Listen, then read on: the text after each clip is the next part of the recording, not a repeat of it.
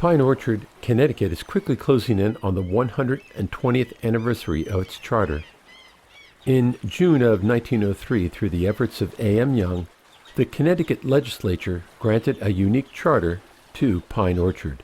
Founded 65 years earlier in 1838 as the World's End Borough, Pine Orchard is a distinctive waterfront community situated on Long Island Sound just 9 miles east of New Haven, between the boroughs of Indian Neck and Stony Creek. Originally developed as a resort community, it was coined World's End until around 1845, when locals started referring to the area as Pine Orchard. In 1881, the town officially renamed the area Pine Orchard. The borough was accessible via rail starting in 1852 and by trolley from New Haven beginning in 1907. It was the second to the last stop for passengers, Stony Creek being the end of the line. In that era, summer weekend visitors frequented hotels, private cottages, and estates to enjoy a stay on the Connecticut shoreline. Long before 1620, with the arrival of our forefathers at Plymouth, the Brantford coastline was a summer resort for the Quinnipiac and the Mattabesec Indians. The shoreline was rich with deer, fish, mollusks, and a beautiful shore with many islands to explore. This all changed in the spring of 1638, when pilgrims from England and Holland established the New Haven colony. It is believed they traded, and I quote, 11 coats of duffels or trucking cloth and 1 coat of English cloth made in the English fashion. They traded this to the Mattabesec Indians for the land known as Tutucket, or Tidal River. This was the land west of the Connecticut River, east of the Naugatuck River, and north from the shoreline to Middletown. The Mattabesec and Quinnipiacs did not have a concept of land ownership. After all, how can one own the sky? They saw the trade as an understanding that they would allow the settlers to share in the wealth of Tutucket, not own it. How wrong they were. Once the New Haven settlement was fortified, the Pilgrims started to venture east, and within a year, by 1639, had set up a new settlement in Guilford, bypassing the area known today as Brantford due to the Mattabesec's defensive position in that area. For the next 6 years, the New Haven colony made repeated attempts to settle the area, with little luck. In the fall of 1644, the first permanent settlement was formed when settlers from Plymouth Boston Colony, located in Wethersfield, ventured south to establish a foothold in what today is Brantford. The first task was the construction of a fortified meeting house, which was built of logs with a thatch roof and dirt floors. It was built in the area where Center Cemetery is today, just to the east of Monowee Street. By 1654, with a permanent settlement established, the area was renamed Brantford after the town of Brentford in Middlesex County, England. It's a small borough just southwest of central London. 15 years later, in the year 1679, the town doubled in size, and the meeting house was relocated to where the Congregational Church is today on the town green. It took 66 years from its founding, in 1710, before Brantford was surveyed and a map was drawn up. Here you can see the area called Great Plain and Bush's Neck, collectively named World's End. With boundaries and roads established, Brantford residents continued to push further east and south, establishing a small enclave in World's End. As Brantford grew, the Quinnipiac Indians did not go away. They were, relegated to summer in an area called today Indian Neck. By 1744, the remaining Quinnipiacs were finally displaced by Brantford settlers.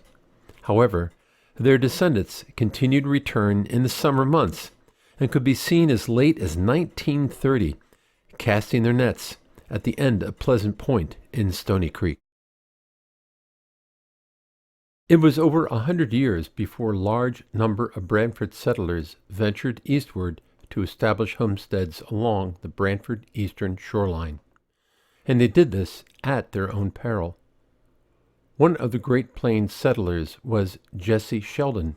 Mr. Sheldon was a prosperous farmer and prominent resident of Brantford, and in 1822, at the age of 57, he and his wife, Kathy Landfair, set claim to a large parcel of land from Brown's Point to Chapel Drive and north to Pine Orchard Road. He applied his trade of farming and made a home in the rocky soil of Great Plain. He did this with his wife and 9 children. It was during this time between 1822 and 1852 that real lasting growth started, with seasonal homes popping up along the shoreline, despite the difficulty in getting to the area from town center. His son Truman, born May 17, 1803, left home at the age of 17, just 2 years before Mr. Sheldon settled on that shoreline. He apprenticed as a shipbuilder and perfected his trade and built 2 vessels. In 1840 he married and could be found spending his summers with his wife, 9 brothers and sisters, and their children on the shore at his father's home at World's End. He quickly realized that there was a business opportunity to create a boarding house where working families could go for summer vacation.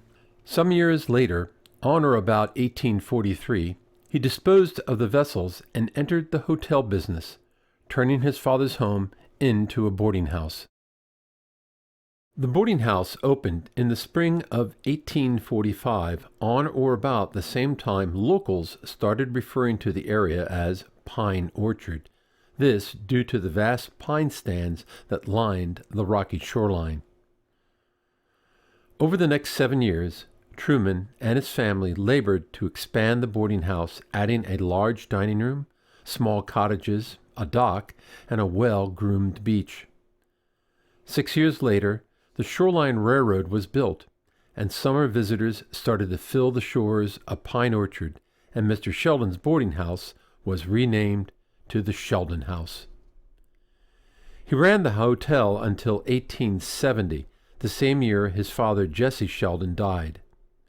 He then turned the business over to his sons George, age 25, and Edward, age 27, who were already making great improvements in the property. In an article by James R. Quinn in the February 25, 1937 edition of the Brantford Review, he writes about the Sheldon House, some 50 years earlier, in or about 1867. I now can see dear old Truman Sheldon, Edward, and George, his sons. The landing that was public, or for the public, near where the golf club is at present time. I can see the old dike, and all the salt meadows and small river or streams from the dike, the old bridge across the stream, and Helen the island out on the mudflats.